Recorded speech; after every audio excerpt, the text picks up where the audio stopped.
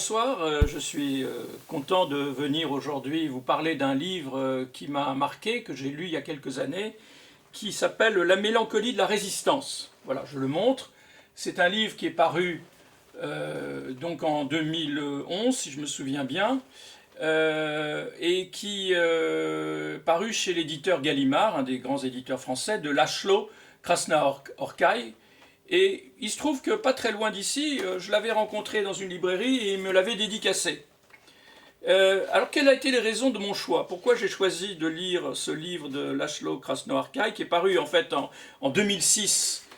dans l'édition Gallimard, et 1989 il est paru dans l'édition hongroise. J'ai choisi ce livre parce qu'en fait,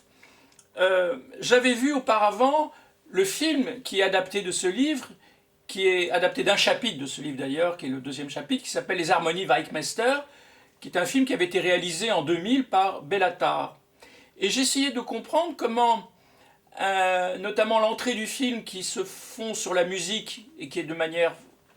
assez courte, présente une séquence de 10 minutes de Valouchka dans un bar déjanté hongrois, pouvait donner lieu à un film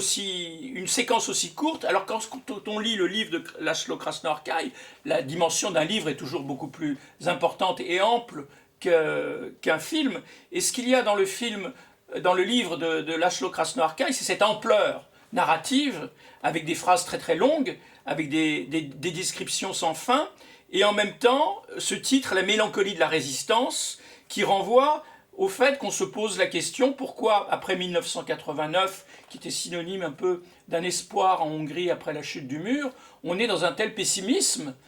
qui se traduit pas uniquement dans les films de Béla Tarr, mais aussi dans un certain nombre d'ouvrages dont je parlerai tout à l'heure, de la littérature ou d'essais parus en Hongrie.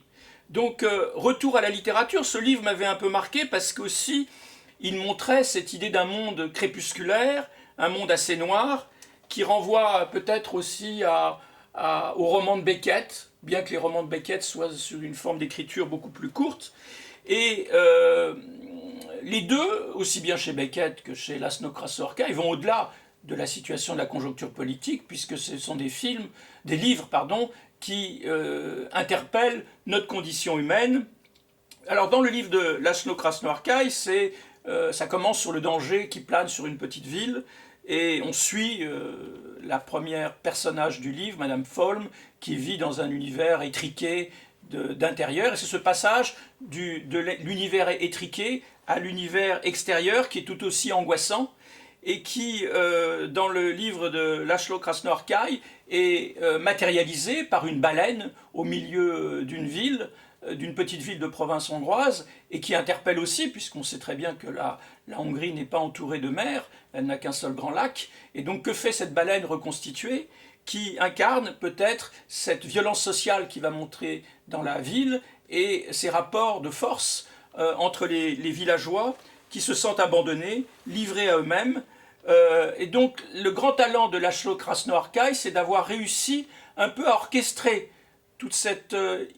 processus narratif qui part de ce petit intérieur étriqué jusqu'à cet extérieur, en passant par toute une série de métaphores sur la destruction, le noir crépusculaire, qui est d'ailleurs très bien mis en scène et filmé plus tard par Béla Tarr. Alors, évidemment, ça renvoie aussi à la question de ce qui s'est passé dans la Hongrie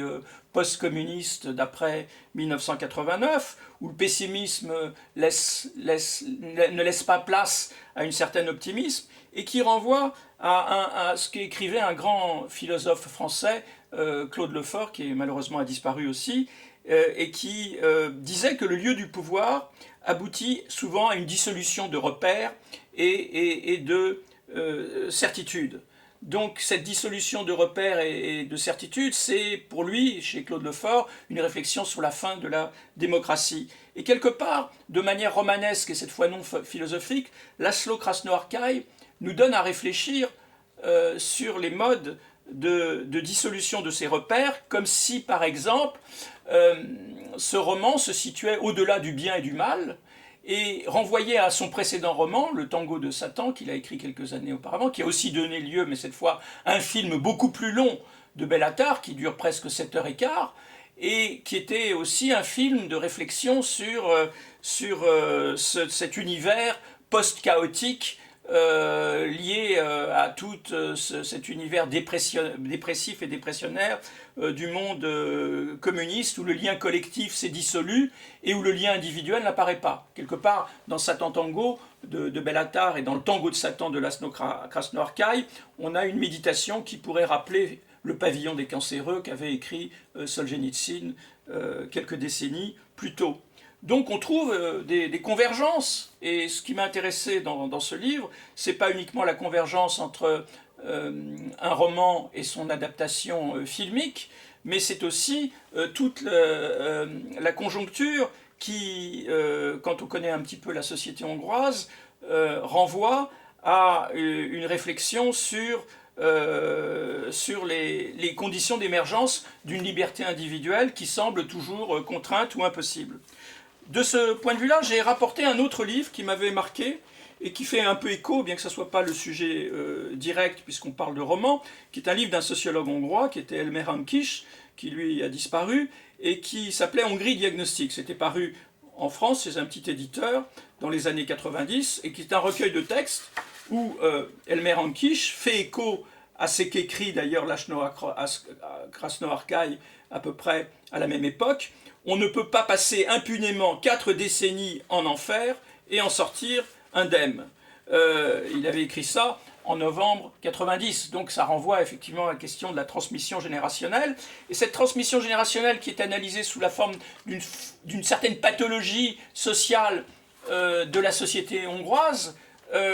renvoie à un autre livre que j'ai lu en partie, qui est celui de Andras Forgách, qui est un essayiste, et qui s'appelle No Live Files Remain, qu'on pourrait traduire Aucun dossier vivant ne reste, et qui est une réflexion aussi sur le passé de la Hongrie, pour comment comprendre,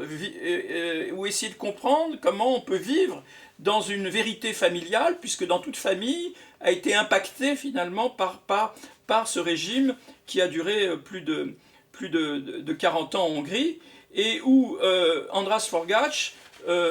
qui pour un certain temps avait vécu aussi à Londres dans les années 60 avec son père qui était journaliste communiste, raconte l'histoire de sa famille où sa mère s'avère, après sa mort, il découvre que sa mère avait été un agent double qui travaillait pour les services de police hongrois et s'occupait de dénonciation. Et il se trouve qu'il y a 4 ans, j'étais donc à Budapest, et son frère Peter Forgách, qui est un réalisateur connu, qui a travaillé beaucoup sur les films d'archives pour reconstituer et restituer une histoire de l'Europe au travers de films de famille, de films amateurs. Peter Forgách avait organisé une exposition multimédia de 4 artistes, dont la sienne, qui présentait tous les dossiers que sa mère avait constitués pendant l'époque communiste sur l'underground hongrois. Alors il se trouve qu'aujourd'hui on est aussi dans une forme d'underground hongrois, où je me sens peut-être aussi interpellé et interrogé, comme j'aurais peut-être pu l'être par la mère d'Andras Forgách, comme un espion au service de je ne sais pas quelle cause perdue. Et dans cet univers souterrain, on ne peut pas ne pas voir que ces livres ont tous finalement une certaine correspondance entre le diagnostic qu'en fait Elmer Hankish sur la société hongroise de l'avant 89 à juste l'après 89, à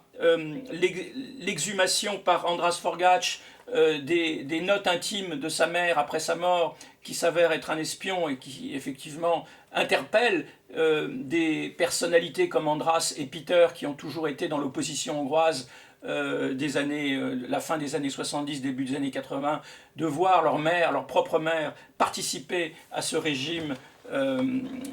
totalitaire, et ce qu'en fait finalement Laszlo Krasno-Arkay à partir d'une histoire dans une petite ville de province où on voit encore que personne n'en sort indemne dans cette mélancolie de la résistance. Donc ce terme déjà, mélancolie, renvoie peut-être aux 2 livres précédents, et résistance à cette forme effectivement qui est de comment survivre après un tel enfer. Voilà.